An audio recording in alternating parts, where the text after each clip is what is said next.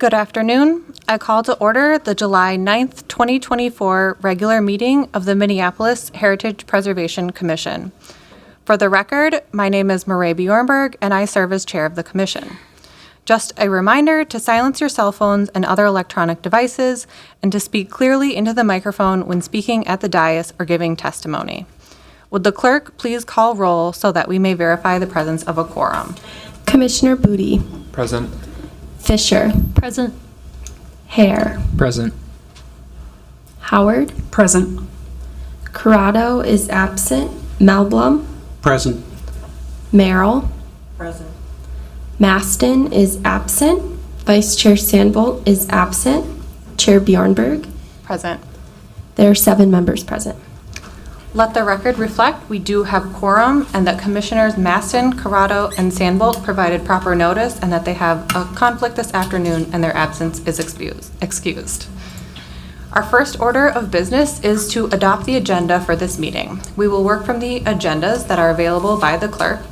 I will go through the agenda and sort out which items will be withdrawn, which items will be continued to a future meeting, which items will be discussed, and which items will be put on the consent agenda to be approved as recommended by staff without discussion. Item number 4 is Tifrith B'nai Jacob Synagogue, First Church of God in Christ, 810 Elwood Avenue North, Ward 5. This is for a National Register of Historic Places nomination. Item 4 will be discussed. Item number 5 is 3800 3rd Avenue South, Ward 8. This application is for demolition of a historic resource. Item number 5 will be discussed. This is the proposed agenda. The following items will have staff presentation, public comment, and commission discussion and action. Item number 4, Tifrith B'nai Jacob Synagogue, First Church of God in Christ, 810 Elwood Avenue North, Ward 5. And item number 5, 3800 3rd Avenue South, Ward 8. Commissioners, may I have a motion to approve the proposed agenda? Howard so moves. Thank you, Commissioner Howard. Is there a second? Melblom seconds. Thank you, Commissioner Melblom. Any discussion? All in favor say aye. Aye. Aye. Those opposed say nay. Any abstentions? The agenda is approved. Our next order of business will be to approve the minutes from our June 18th, 2024 meeting. May I have a motion to approve these minutes? Fisher so moves. Thank you, Commissioner Fisher. Is there a second? Melblom seconds. Thank you, Commissioner Melblom. Any discussion? Seeing none, all in favor say aye. Aye. Those opposed say nay. Any abstentions, including commissioners who were absent? Howard abstains. Merrill abstains. Thank you. The minutes are approved. Before I open the hearing to public comments, let me summarize the process for public comments. We will take each agenda item in order. Planning staff will present its report and commissioners may ask questions of staff. Then I will open to public comments and we will hear from the applicant and commissioners may ask questions of the applicant. After that, we will invite public comment. If you wish to speak, you will need to do 2 things. Please be sure to sign up on the sheet over by the clerk. If you haven't done this already, you can do so afterwards. When you come up to testify, you must state your name and address for the record. Please keep your comments specific to the application before us today. If we have a lot of people here to speak on one item, I may limit comments to 2 minutes each and ask that you focus on new information not already presented. If you have materials to hand out, please give them to our committee clerk so that they can be distributed to the commission and entered into the record. After public comments are complete, I will close the hearing and commissioners will deliberate and act on the applications before us. Our first item is item number 4, Tifrith B'nai Jacob Synagogue, First Church of God in Christ, 810 Elwood Avenue North, Ward 5. This is for a National Register of Historic Places nomination. The staff report is presented by Rob Skalecki. Thank you, Chair Bjornberg.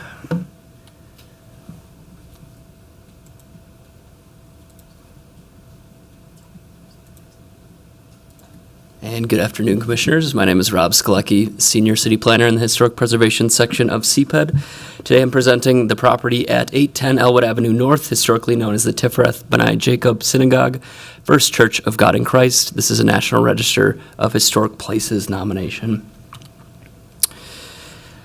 On May 9th, 2024, the Minnesota Deputy State Historic Preservation Officer sent the Minneapolis Heritage Preservation Commission a letter requesting comments on the nomination of the property located at 810 Elwood Avenue North, Tifereth B'nai Jacob Synagogue, First Church of God in Christ, to the National Register of Historic Places.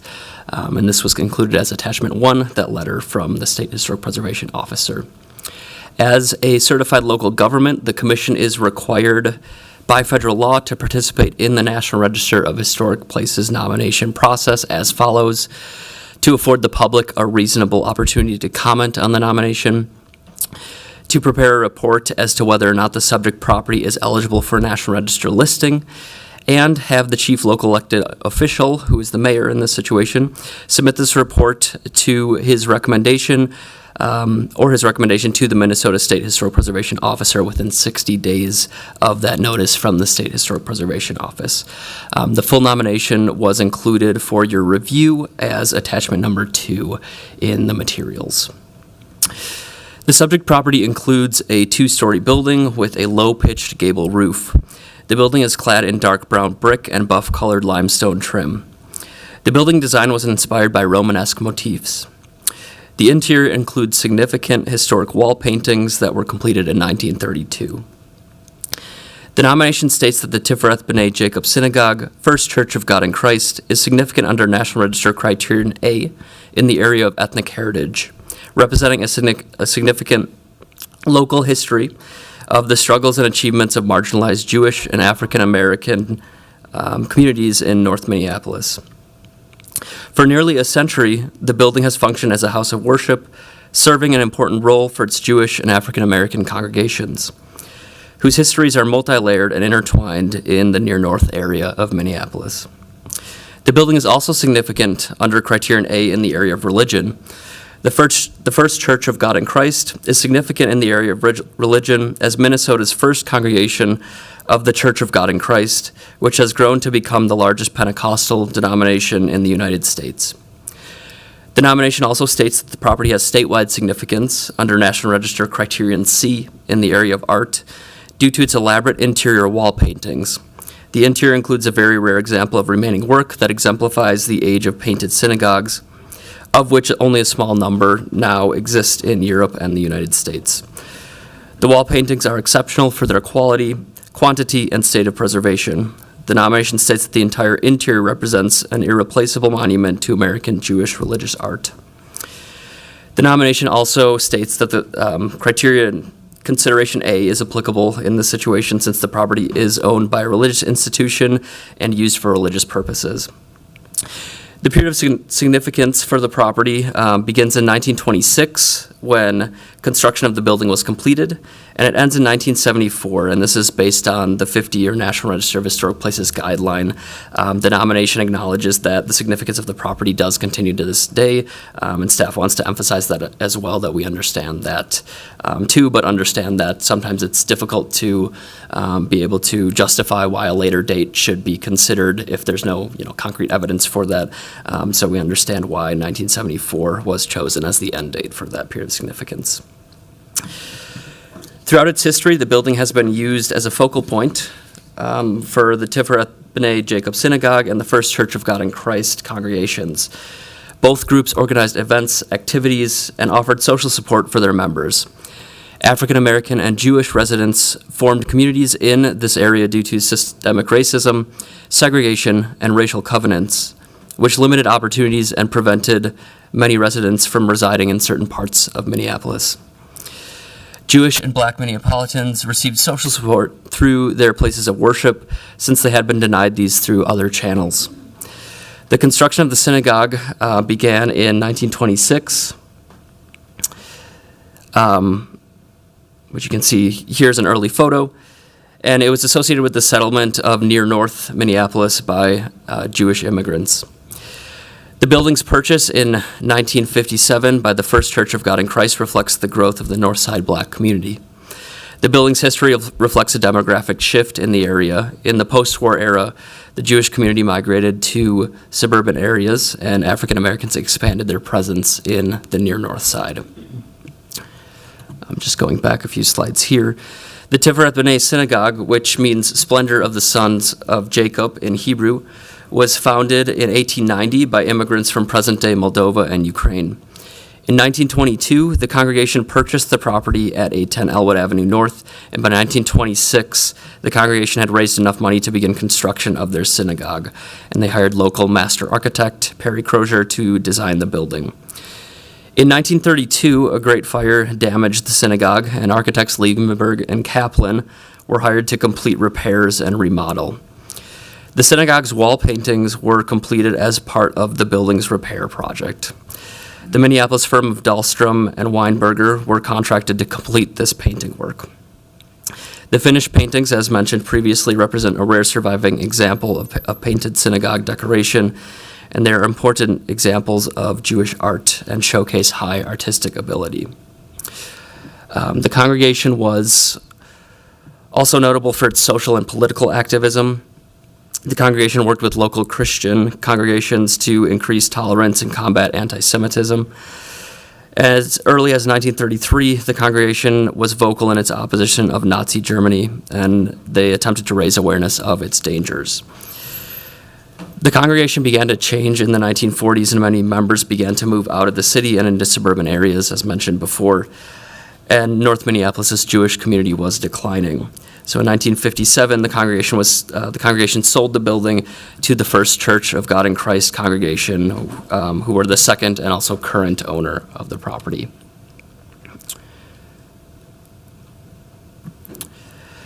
The First Church of God in Christ congregation has connections to the first African American Holiness Pentecostal denomination that was formed in the United States in 1897.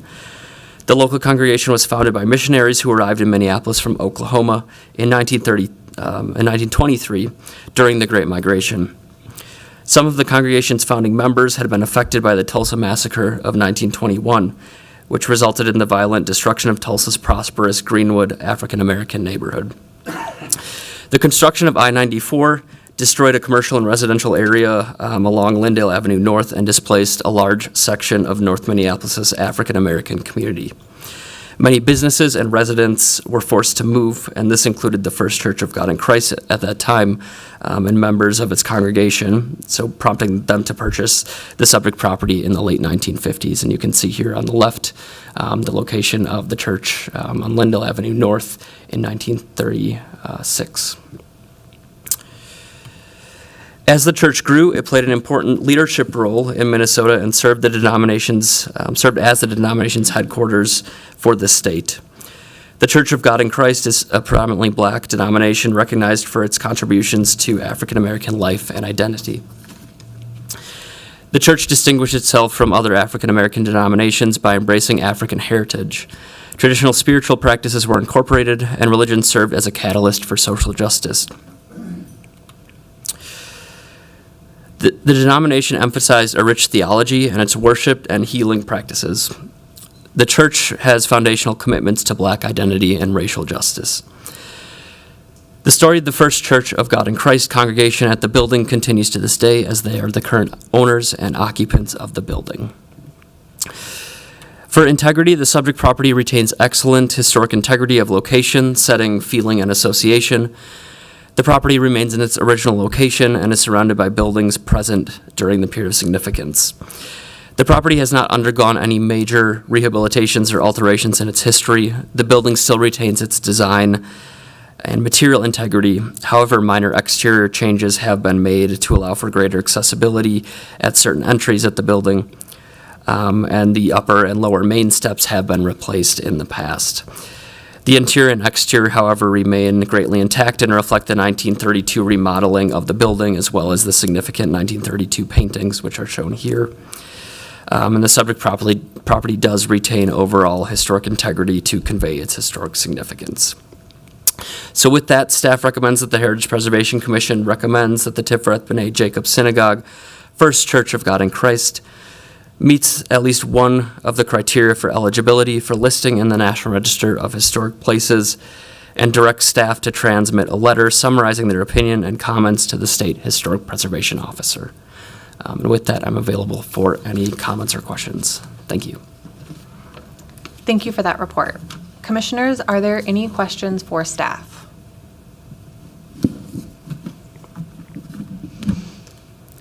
I will now open the public discussion for this item. Is the applicant here and would like to speak?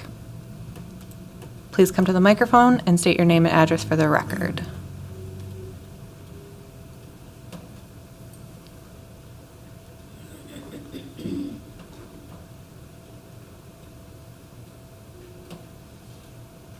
I'm going to assume no. Are there any members of the public that wish to speak for or against this item? Please step forward and state your name and address for the record.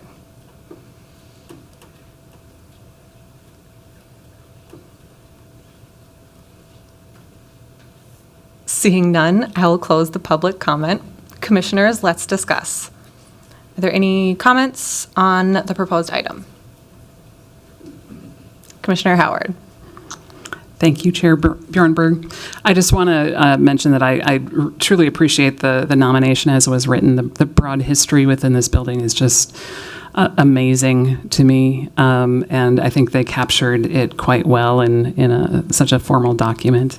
And I do appreciate staff's recognition of the so-called 50-year rule, because this is still a significant church.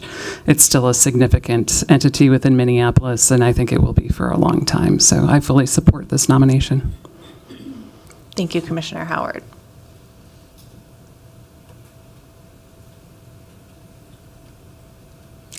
I will also say that I really appreciated seeing this come forward, and one of the things that I love about being on this commission is getting the opportunity to review these things and learn more about the history of the city. So I really appreciated it.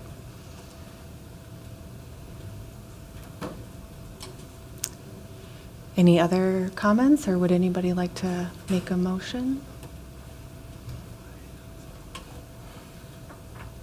Commissioner Booty? Thank you, Chair Bjornberg. I agree with both you and Commissioner Howard, and reading the nomination, that it was a great nomination. I fully support it as well.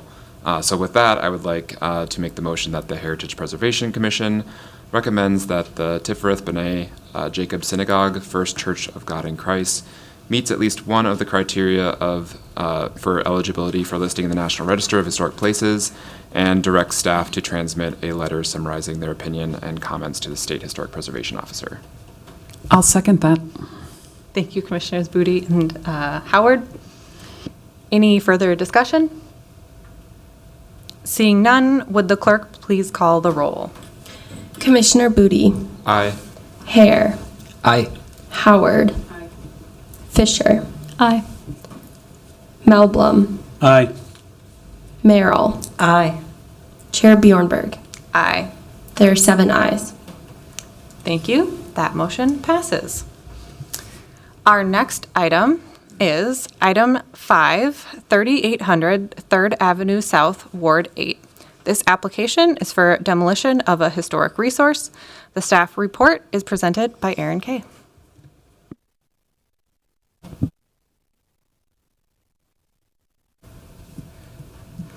Good afternoon, Chair Bjornberg, Commissioners. My name is Erin Kay, and I'm a senior city planner in the Historic Preservation section of the Department of Community Planning and Economic Development, or CPED. I'm here today to present a demolition of historic resource application for the property located at 3800 3rd Avenue South. I will begin with an overview of the process, summarize the history of the subject property, and present staff findings on this application. I'll start with a definition of the term historic resource. As stated in the Minneapolis Code of Ordinances, a historic resource is a property that is believed to have historical, cultural, architectural, archaeological, or engineering significance, and to meet at least one of the criteria for designation as a landmark or historic district. Although a historic resource meets the criteria to be designated, it has not been formally designated. Staff use the terms historic resource and potential historic resource interchangeably. This proposed demolition came to CPED Historic Preservation staff via a historic review letter request in March 2024. The property was determined to be a historic resource, so the applicant was required to submit a demolition of historic resource application to seek approval for demolition. The subject property is located at 3800 3rd Avenue South in the Bryant neighborhood, adjacent to the Central neighborhood. The applicant is proposing to demolish the building that is currently on this property. They are also proposing to build a new 3-story, 11,000 square foot building for the Cultural Wellness Center's headquarters, a cultural health and wellness program, a living library and community cultural archive, and an event space and catering kitchen. The proposed new construction will request development approvals at a later date and is not part of this application. For a demolition of historic resource application, staff first analyzed the significance and integrity of the property. Here's a photo of the subject property and its surrounding context. And here's a closer view of the subject property, which was originally built as a filling station. This is a photo of the interior of the garage bay, and then 2 photos of the interior of the main wing. The subject property was built in 1930 to 1931 and exhibits characteristics of the Tudor Revival style. It was used as a filling station until the early 1960s, when it was converted into an ice cream shop. In the 1970s, it was a soul food restaurant. It continued to be a restaurant into the 1990s and possibly beyond. The current owner acquired the property in 2015, and it has been vacant since. In staff's review, CPED finds that the subject property does appear to be eligible for individual local landmark designation under Criteria 1 and 4. Under Criterion 1, the property is associated with significant events or with periods that exemplify broad patterns of cultural, political, economic, or social history. In the early 1920s, gas stations across the country began to be developed or designed using popular house styles, including period revival styles. This was a response to negative reactions to gas stations being built in residential areas instead of commercial corridors. Because the subject property reflects the 1920s and 1930s pattern of gas station construction in residential areas, which needed to adapt to the surrounding neighborhood character, it appears eligible for landmark designation under Criterion 1. Under Criterion 4, the property embodies the distinctive characteristics of an architectural or engineering type or style or method of construction. It is a distinctive example of a Tudor Revival filling station. Its character-defining features include stucco walls, steeply pitched gable roofs that curve at the ends, half timbering, brick accents along the foundation, and a brick chimney, which contribute to its residential character.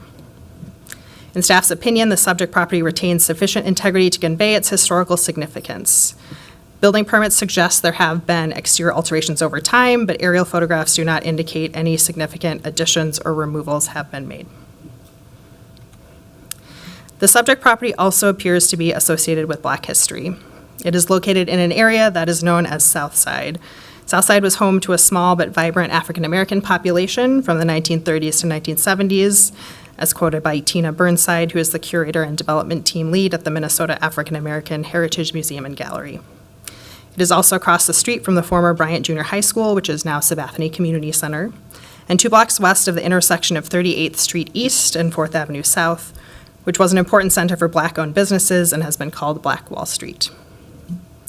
During the 2021 to 2022 citywide community engagement project for a future Minneapolis African-American historic and cultural context study led by Lang Johnson Development, the subject property was identified as possibly the first Black-owned ice cream shop in Minneapolis.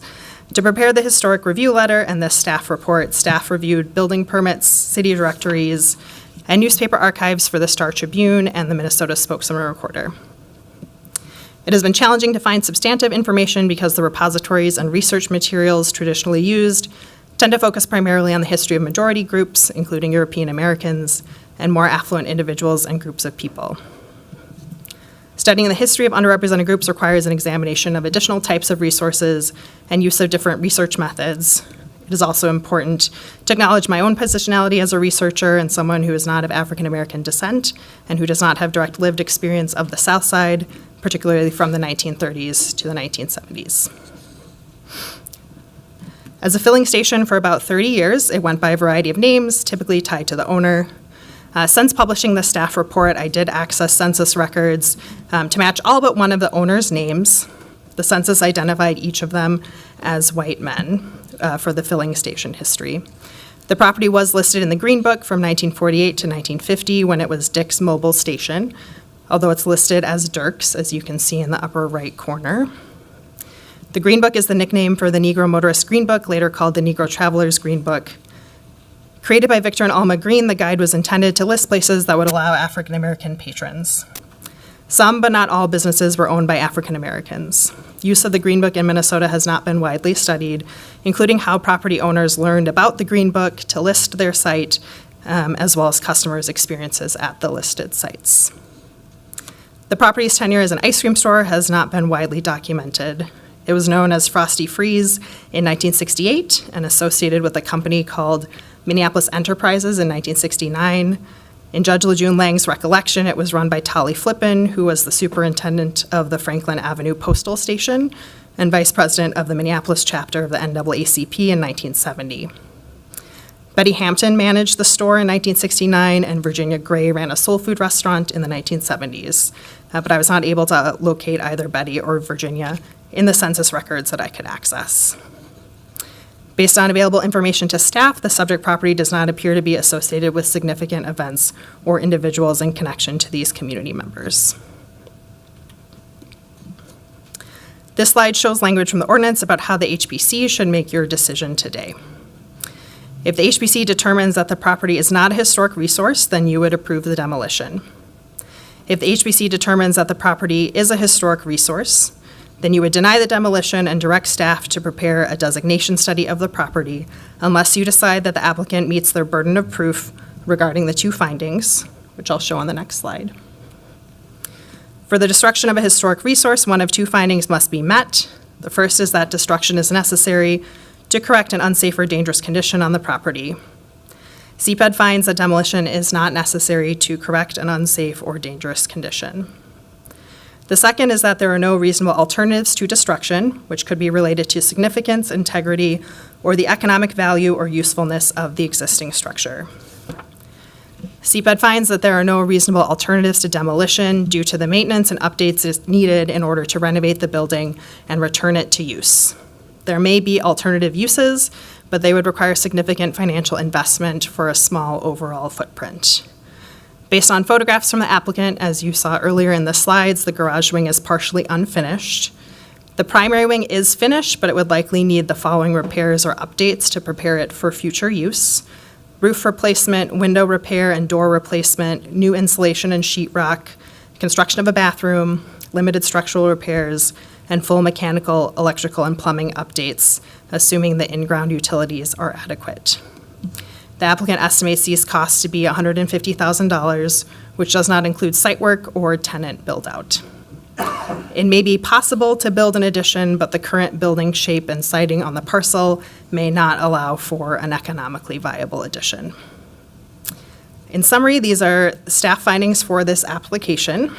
Number one, the subject property has historical significance under criteria 1 and 4 and retains sufficient integrity to convey its significance. Therefore, it does appear eligible for designation as an individual landmark under criteria 1 and 4 in Chapter 599, Section 210. Number 2, no unsafe or dangerous conditions have been proven to exist on the property.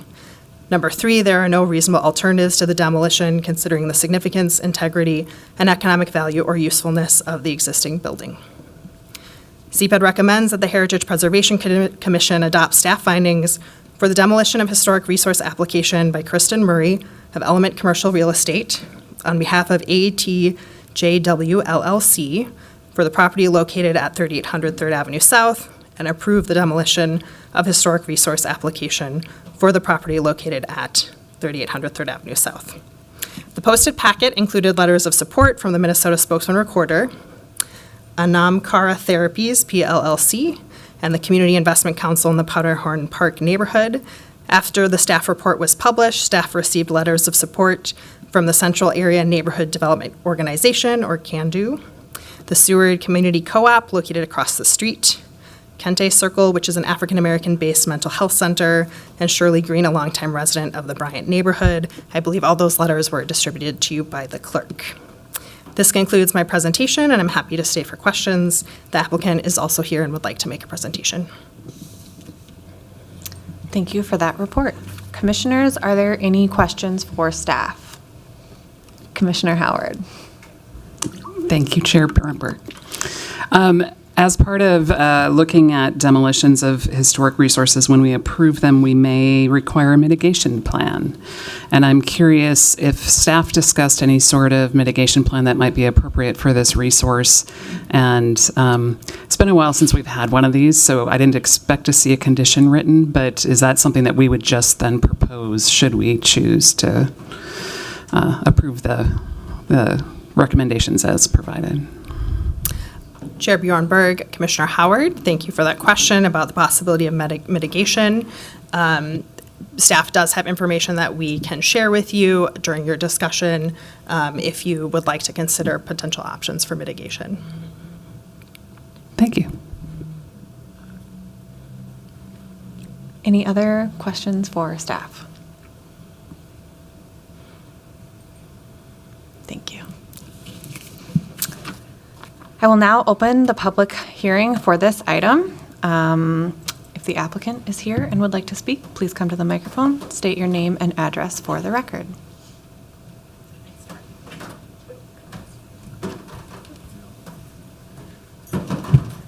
Good afternoon, Chair Bjornberg and Commissioners. My name is Tamara Halverson. I'm with Pigeon Consultant, 2395 University Avenue West in St. Paul. I'm the historic consultant for the team. I'm going to run the PowerPoint. So I also have with me representatives from the Cultural Wellness Center, from Element Commercial Real Estate, and the project architect if you have questions. But basically, we wanted to introduce you to the Cultural Wellness Center, Dreamland on 38th, and answer any questions you have about our application. I'm going to sit down here. Can you please just remember to state your name and address for the record? Thank you. I'm nervous. It's okay. Good afternoon, Commissioners. My name is Atum Azahir. I am the founder and executive director of the Cultural Wellness Center. The thing that probably gives me the greatest comfort as I stand before you is that in August I'll be 81 years old. And as I make that birthday a significant element in our family, in our community, and the work we have done, including the work to bring the Cultural Wellness Center in the position that it's in today. The Cultural Wellness Center is located at 2025, the home office is located at 2025 Portland Avenue, Minneapolis.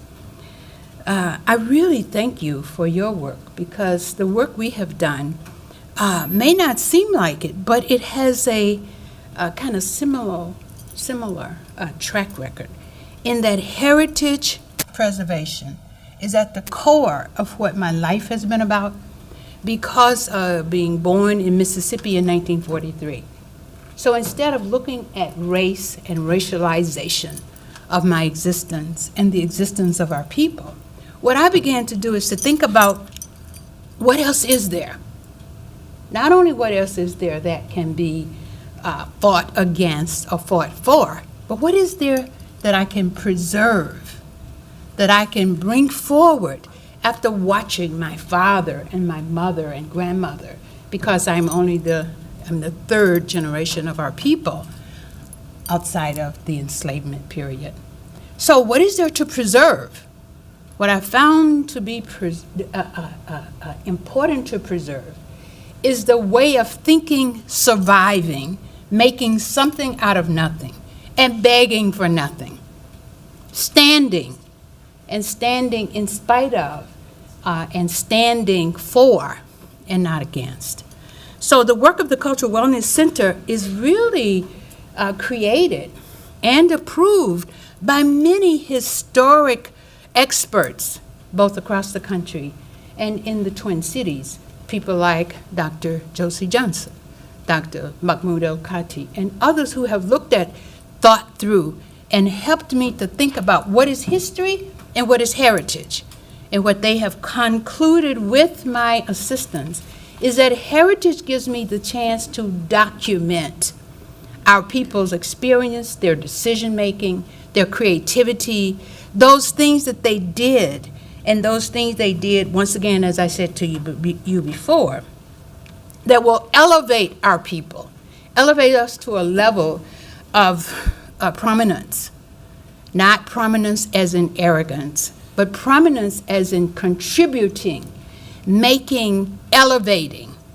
We see that as the work of this building as it begins to not replace, but elevate the significance that is being talked about in the letters that you have received, in the research that has been done. And I'm going to really have you listen, and hope you'll listen to some of the facts. But what I really came to tell you is that there is a deep love that we have for our heritage, in spite of the fact that we are in a position, people of African heritage are in a position where we do have things like, I remember the Negro Traveler's Green Book. I remember because of coming from Mississippi to places, Chicago and other places, to visit family members and having to find a place and having to have, use the Green Book. So I certainly give thanks for that, and it does have credibility, as does this location have credibility, because I also remember when I could not use a bathroom, when I could not eat in restaurants, and I had to have locations that were clearly safe for us. So this building had some significant value, safety value and otherwise. And today, what we bring forward is a similar way of being located, being a beacon, being a light, being a flashlight for people who, at this point in time, don't necessarily have to seek safety as much as before, but we can seek together the recompense, the way we come together, put together the vision. Today we brought people who put together the vision that really pulls together the racialized history and the culturally based future that is called heritage. We want to see that, and we really appreciate your work. In this case, we would like you to consider our work as elevating your work to a level that may not have the physical location, but it definitely has the cultural, the heritage, the peoplehood that will be inside of a physical location. And that is the cultural wellness approach to community development, to building, and to racial harmony and racial healing. And we see that as critical to your work and to our work. And I really appreciate you hearing us today. Thank you so much. Thank you very much.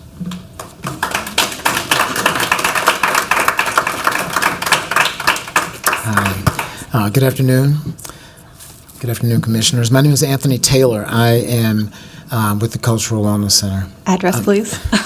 2025 Portland Avenue South, Minneapolis, Minnesota. And it's great to be here as well. My title is I'm the Community Development Lead for the Cultural Wellness Center, and my work is actually that unleashing the potential of people to heal themselves and build community. My work is actually to make that happen through our economic development and our built environment development work that you see. And the question is why Dreamland and why 38th? 38th Street again, began to grow as an African-American community in about 1920, and as part of the redlining that emerges with the formation of the federal insurance program in 1937, as we all know, redlining now. This community is in the center of that. 38th and 4th is where we see Tulsa refugee as a 13-year-old come to Minnesota. His name is Anthony B. Cassius, and he actually works in labor, fighting in downtown Minneapolis, and opens the first integrated restaurant in Minneapolis in 1937 at the corner of 38th and 4th. The name of that is Dreamland Cafe. leaning on the Dreamland Theater in Tulsa, Oklahoma, that was burned down there. It grew to an economic center in South Minneapolis. So all 4 of those corners there are filled with grocery stores, record stores, which we don't remember anymore now, beauty salons, grocery stores, and really the African American community's culture is built in that area. And so what we see from there is the growth of that community in terms of the institutions and the cultural heritage tied to the African American legacy coming to Minneapolis, and see many institutions grow in that area.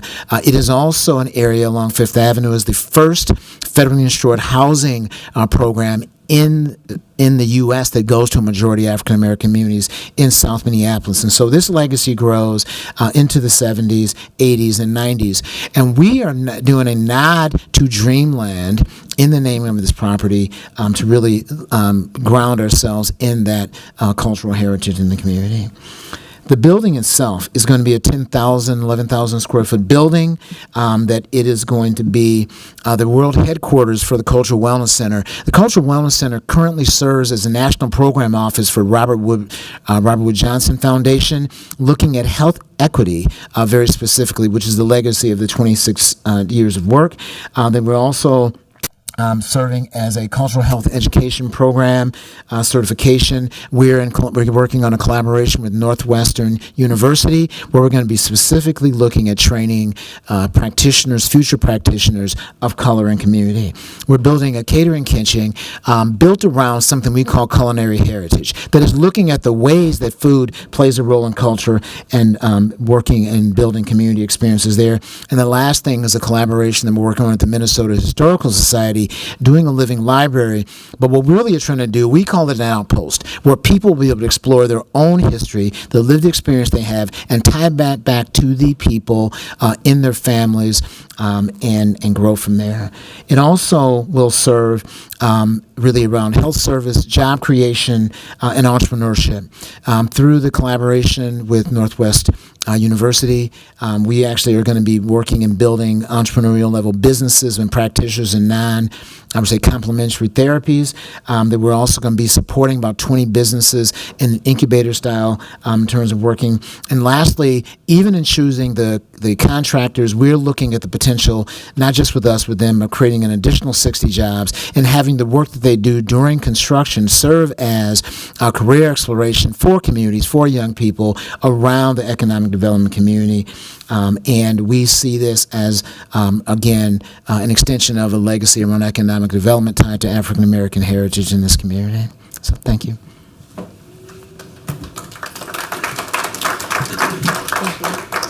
Commissioners, we felt it was really important to introduce you to not only the Cultural Wellness Center, but also what Dreamland on 38th is positioned to do, because we recognize that we're asking for the demolition of a historic resource, and we want to be clear that we're offering something incredible in return. That being said, you might have questions about the economics in the application or questions about the building that will take its spot, and we have team members here to answer. Thank you. Thank you all for those comments. Commissioners, are there questions for the applicant's team?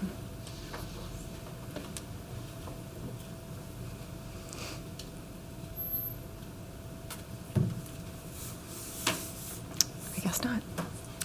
Are there any members of the public who wish to speak for or against this application?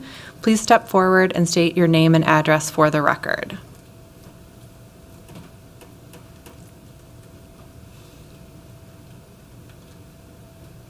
Seeing none, I'll close the public hearing. Commissioners, let's discuss. Are there any concerns or comments on the proposed application? Commissioner Howard. Since I asked the question earlier, you might know where this might go. I love this little building. It's so cute, right? It has an amazing history, and you all are doing amazing things too. And so I'm ready to support the staff recommendation, but I do want to talk about a mitigation plan on this so that we can somehow document this history. I don't know that this has been inventoried or put into the Minnesota statewide inventory. I don't know what sort of publications might be possible coming out of this. I would love to see it photo documented. I suspect since Pigeon's already involved, it's probably been photo documented to some extent. But I would love to see something in a public-facing publication like Hennepin History Museum or the Minnesota Spokesman Recorder to get the story out about the building and about the great work that's being done by the organization that unfortunately has to take the building down so they can continue to grow. So I would just like to give that up as a talking point, and if any commissioners have other thoughts, I'd love to hear them.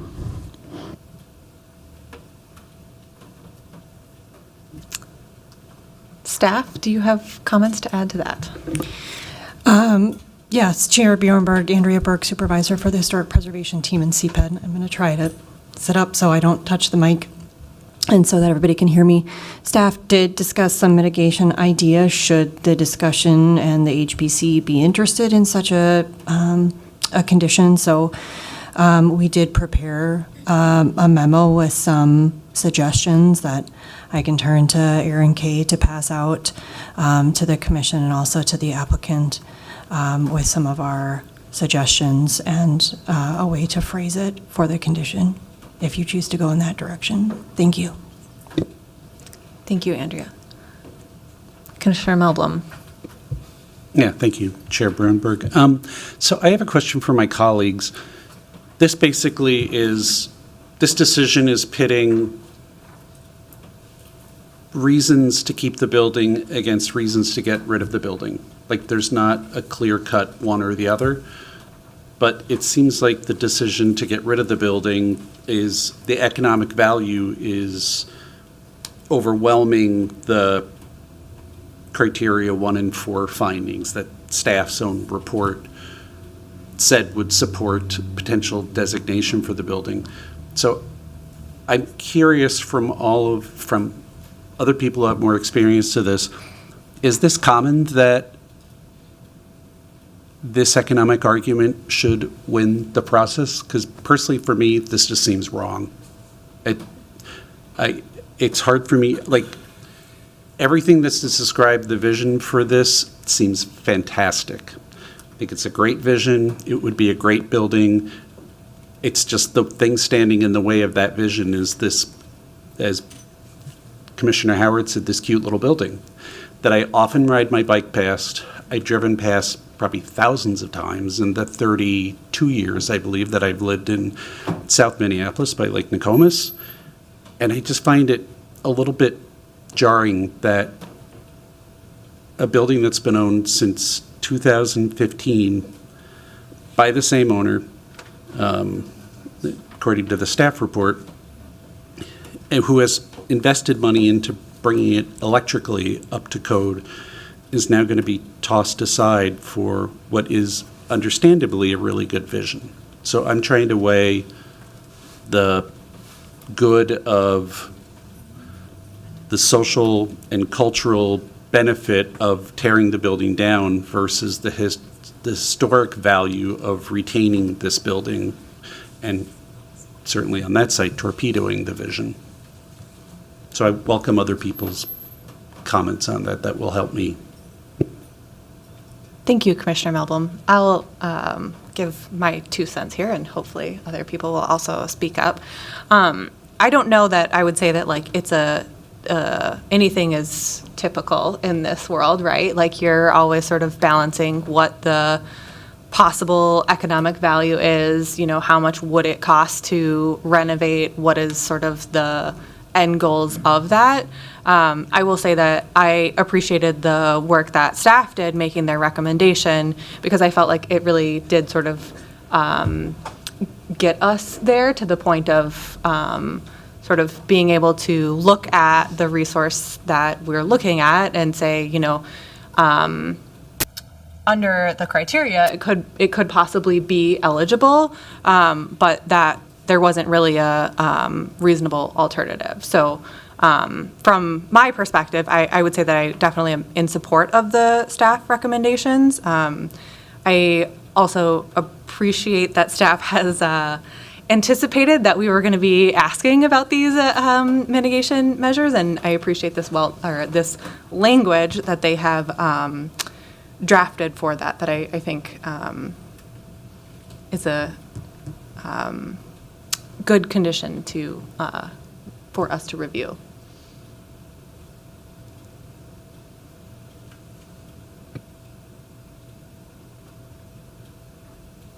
Commissioner Booty. Thank you, Chair Bjornberg. I'll have to echo that and say that I agree with you as well with the way that the staff presented the report to us. It definitely kind of got me to the point where I was also in support of the recommended motion, especially since I also appreciate the memo here of potentially having an interpretive panel that I'd like to kind of throw out to see what other commissioners are thinking about that. I think just considering some of the histories that are involved with this building, thinking about the circumstances of other properties that we might see in the future with this, they're not necessarily associating it with certain design elements or just certain other aspects of the architecture that might warrant us reversing it, but rather like the stories that are involved with the building, which I think could be very well documented in an interpretive panel that they're proposing in this memo. Thank you, Commissioner Booty.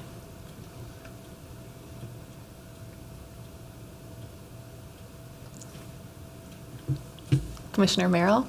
Yes, I appreciate the comments made by my fellow commissioners. As Commissioner Howard said, I love this little building. And I also totally embrace the vision of the Cultural Wellness Center. But I struggle with this myself in demolishing a building with such history, and I enjoyed so much reading about the history of the neighborhood, because as a relative newcomer, 7 years in Minneapolis, there's a lot I don't know. But push comes to shove, I support a staff recommendation, but just had to say that it's so sad to see a resource torn down. Thank you, Commissioner Merrill.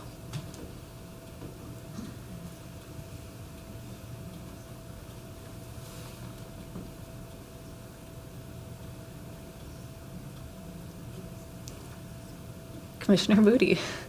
Since there are no other, comments here, I'll just make a motion and see if others are also in line with this. But I would like to make a motion that the Heritage Preservation Commission approve the demolition of historic resource application for the property located at 3800 3rd Avenue South with the following condition: that the applicant shall prepare an interpretive panel to be installed in the new Cultural Wellness Center. The design shall be submitted to CPED staff for review and approval prior to fabrication and installation. Thank you, Commissioner Booty. Is there a second? May I make a friendly amendment to that? I don't know the Roberts Rules requirements, so I might need some help on that. I was thinking perhaps if there could be sufficient documentation that it could also be included in the Minnesota statewide inventory, just so that it's documented for future architectural historians who are doing research. So it would be to prepare research sufficient for inclusion in the Minnesota statewide inventory and an interpretive panel. We know that those interpretive panels sometimes disappear, and this would allow it to continue past whatever time that interpretive panel might be taken down in the future. Do I have to I'll support that as my motion, or yeah, I'll go ahead and support that addition as well. Is there a second? Commissioner Melblom? I'd like to make an additional friendly amendment. I'd like to insert the word permanent between the word be and installed, so that this panel is not something that's up for 6 months and then taken down because something else important is happening there.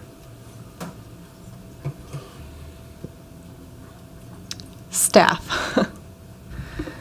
Thank you, Chair Bremer. I want to jump in with just a couple comments on some of the conditions that I'm hearing. I'm hearing two conditions, one about the interpretable panel that staff suggested, another one about the Minnesota statewide inventory. I want to ask clarification from Commissioner Howard. Do you mean MNSHIP as the acronym? Are you talking about an MHPR? MNSHIP as the acronym, yeah. Just so that it gets in the inventory. I tried to do a quick search, and perhaps someone else knows already, but I don't believe it's been inventoried in the past. So there's no record of this building in the statewide inventory. So it could be included as an inventory record as demolished, but then it would still be available for future researchers with all of the historical information. So yeah, MNSHIP. So in my suggestion, I would make the motion to add two conditions, and I would identify each as you do it, and I would clarify, specifically if you are interested in the documentation, kind of a little bit more about what you just said, Chair Howard, succinctly. As for your comment, Commissioner Melblum, I think your request was to add the word permanent.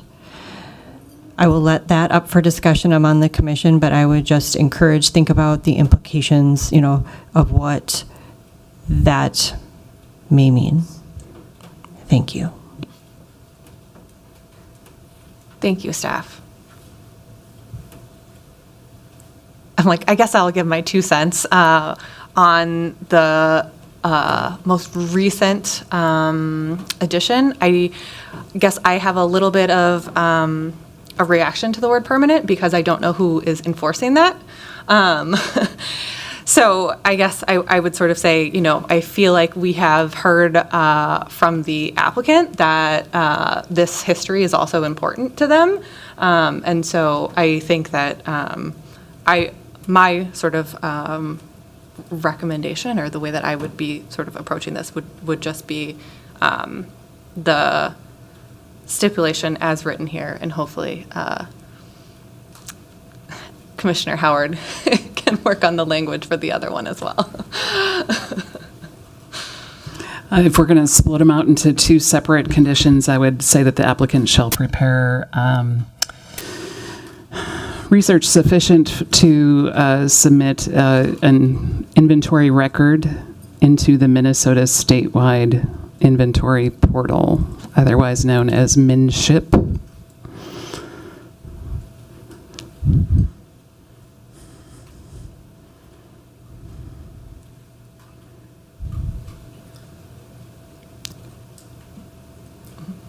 Watching the clerk and staff to see if that looks okay. Is that sufficient? Chair Brownberg and Commissioner Howard, yes, I have that down. Thank you. Yeah. Do you accept? I do accept that as the original motioner, yes. Do we need to clarify? Madam Chair, yeah. Can you, Commissioner Booty, just remake the motion with the added language, just so we're all clear for the record? Yeah, Thanks. Commissioner Howard, I don't know if maybe we tag Do we team need to this. tag team? I was That's- trying to write that's it fine. down and then.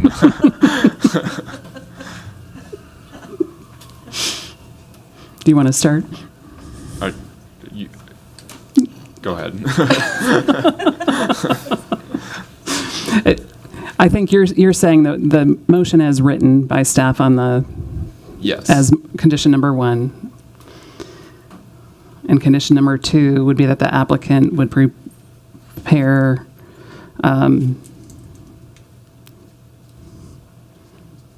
research sufficient for including the property as a record in the Minnesota statewide inventory portal.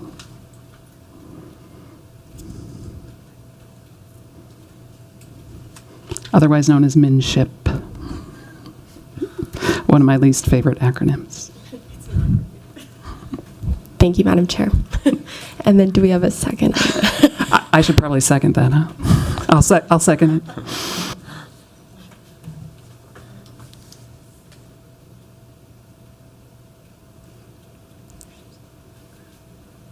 Okay, we have a motion, we have a second. Any further discussion? Seeing none, would the clerk call the roll? Commissioner Booty, Aye. Hare, Aye. Howard, Aye. Fisher, Aye. Melblom, Nay. Merrill. Chair Bjornberg. Aye. There are 6 ayes and 1 nay. Thank you. Motion passes. That concludes our public hearing items. Do staff have any announcements or commission business? Thank you, Chair Bjornberg. Yes, I do. I just have 2.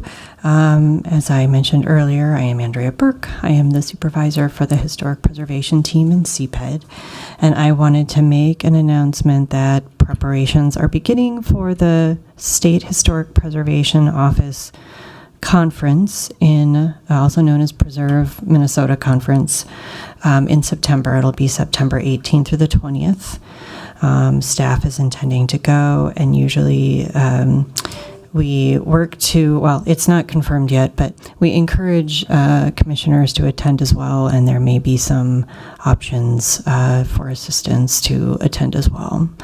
And then also wanted to note that we wrapped up our 5th Street Southeast resurvey, which we conducted as part of a CLG grant received last year. All of our materials and report and forms that we had hired a consultant to put together to resurvey that district, which was initially designated in the 1970s, is complete, has been submitted to the grants office, and we're just waiting back for a final approval or request for changes to that, but I'm happy to have that project wrapped up in 2024. But I do not have any further comments from staff. Thank you. Thank you. Do commissioners have any announcements?